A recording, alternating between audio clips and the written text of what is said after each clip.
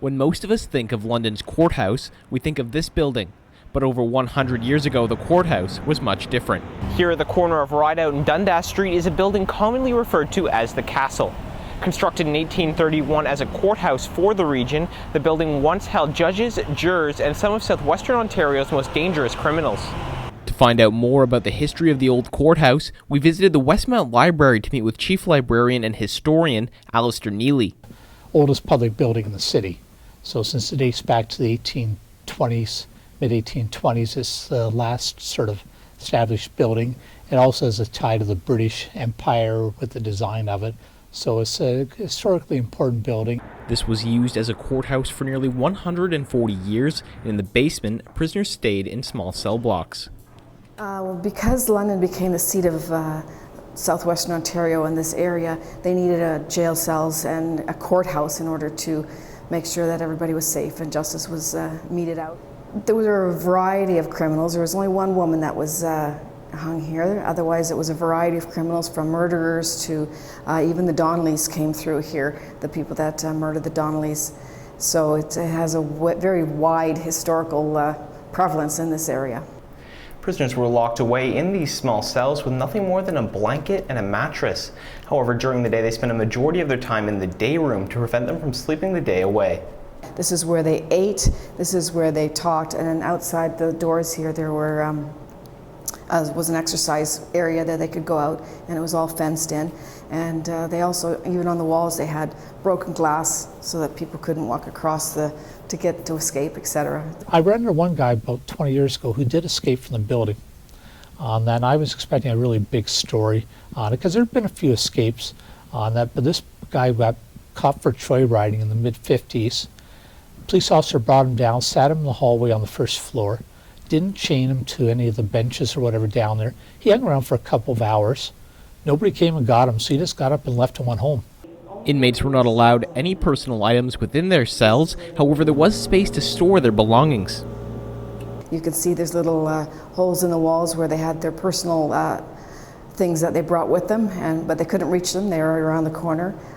Many years ago, this would have been the front of the old courthouse, and that balcony would have been where many of the prisoners were hung.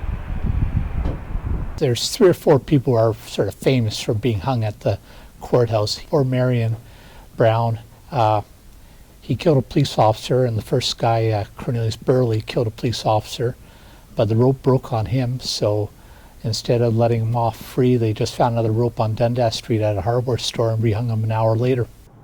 The skull of Cornelius Burley sat in the hallway of Eldon House Museum for 40 years before it was taken to Michigan, where it's now buried.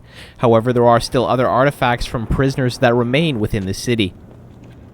We are standing underneath the front lawn and parking lot outside of Museum London. This is the History Vault. The objects in the collection here represent London's history. Marion Brown was basically a kid from Texas. There are a number of stories about him which happen when someone is convicted and hanged, for murder. This is the leg that belonged to Pegleg Marion Brown. My understanding goes this was dug up from his unmarked grave. All of the hanged prisoners, the convicted felons, were buried in unmarked graves. The hangings are, to me, the most exciting part of it. I mean, the guy they hung twice, the woman we hung on that, Phoebe Campbell, she took up with a hired man and murdered her husband. And there were the ones that killed the Americans. They executed by putting the gallows outside the second floor window. So if you look up at the front of the building and you see the second floor on the art gallery side, they just put a scaffolding outside the window and just hung them out of the window. And the last guy they hung in 1950, there's still a lot of people that are still around that remember that trial. Walter George Rowe is the last man hung here at the Old London Courthouse on June 5th, 1951. This book contains the hour-by-hour records of his final days.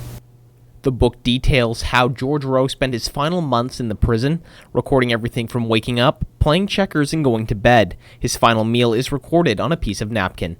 So really around that building, there's about 6 or 7 bodies still buried. With 18 hangings recorded at the old courthouse, ghost stories were sure to follow.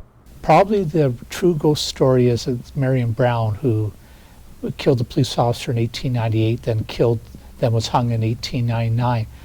So the legend goes with him. When they hung him, there was a big thunderclap of noise, lightning out in the courtyard down there, and the legend goes that he said the grass would never grow over his grave, that he would haunt the building on the day of his hanging. As it turns out, grass really hasn't grown over Marion Brown's resting place. When the old courthouse was renovated back in 1985, a parking lot was constructed over his unmarked grave. The building could be haunted. It's been said that it is, and I don't really believe in ghosts myself, but I was in my office one day, I walked in, and there's 2 doors behind the desk, and they're really tall doors, and they were both open. There's no reason for those doors to be open. Nobody would open those doors. They're in little turrets with little windows. So I sort of said, if it's okay, I'm going to close these doors. I don't really believe in ghosts, but just in case, I want to make sure I was polite about it. Despite the stories of hauntings, the old London courthouse is now used as municipal offices for the County of Middlesex. And upstairs in what used to be the courtroom is now the council chambers for County Council. We kept all the original seating in the audience so that the gallery could watch. We have still the coat of arms on the wall and the platform where the judge would sit, and that's where the warden sits today to go over County Council. We have a lot of the original here, but we've had to try to keep it updated as well. This is a building that has been put into our trust and into our care. We want to make sure it's historically relevant and yet usable. It's like working in a living, breathing museum. I think the history is fabulous. I mean, this is one of the first buildings built of a really significant fashion in London and area, and we want to make sure that this building is kept historically significant down through the years. I'm not sure that we'll always be here, but we'll make sure that whoever takes over the building will do well by it. You got to keep some history. I mean, let's not put another parking lot there for the JLC. I know we need parking, but it seems a shame to sort of not let the public in and see what it's looking like. So it's just an interesting building. I mean, I'm glad they've saved it, but it'd be nice if it could be opened up a little bit more so, we get some school tours through it and people could get down there to learn a little bit more about the history of London. The old London courthouse has had a long history with the city, and the stories continue to be passed down through the generations. From 399 Rideout Street, I'm Matthew Villeneuve, Rogers TV.